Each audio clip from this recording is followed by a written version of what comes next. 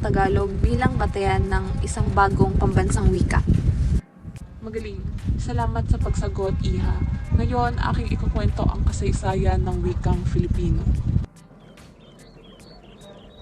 Noong taong 1959, kinilala ang isang wikang tinatawag na Pilipino na naiiba sa wikang Tagalog.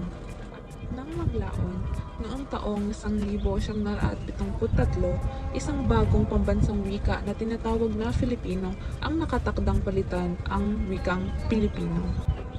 Sa saligang batas ng taong 1987, hindi rin binanggit na ang Tagalog ang batayan ng Filipino.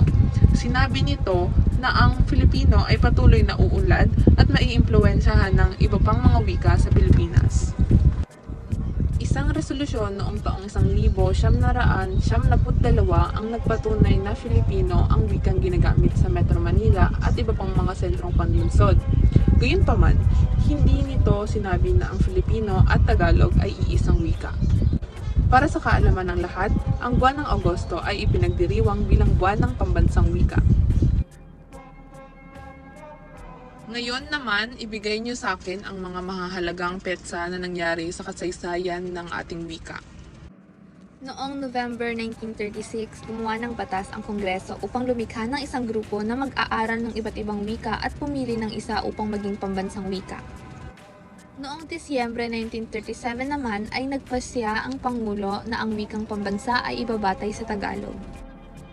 Noong Abril 1940, gumawa sila ng tuntunin na mag-imprenta ng diksyonaryo sa wikang pambansa at inihayag na ito ay ituturo sa mga paaralan mula Hunyo 1940. Noong 1940, sa buwan ng Hunyo naman ay gumawa sila ng isa pang batas na nagsasabing ang wikang pambansa ay isa sa mga opisyal na wika ng bansa simula noong Hulyo 1946.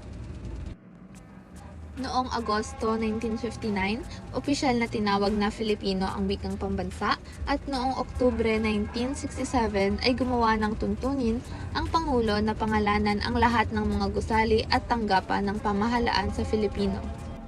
Noong Marso 1968, isang opisyal ng gobyerno ang gumawa ng tuntunin na ang lahat ng nakasulat na komunikasyon mula sa mga kagawaran ng gobyerno ay dapat nasa Filipino.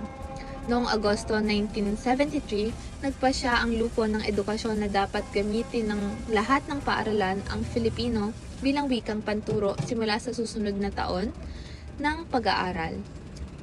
Noong Hunyo 1974, ang kalihim ng edukasyon ay gumawa ng tuntunin na magkaroon ng bilingual na edukasyon sa lahat ng mga kolehiyo at universidad.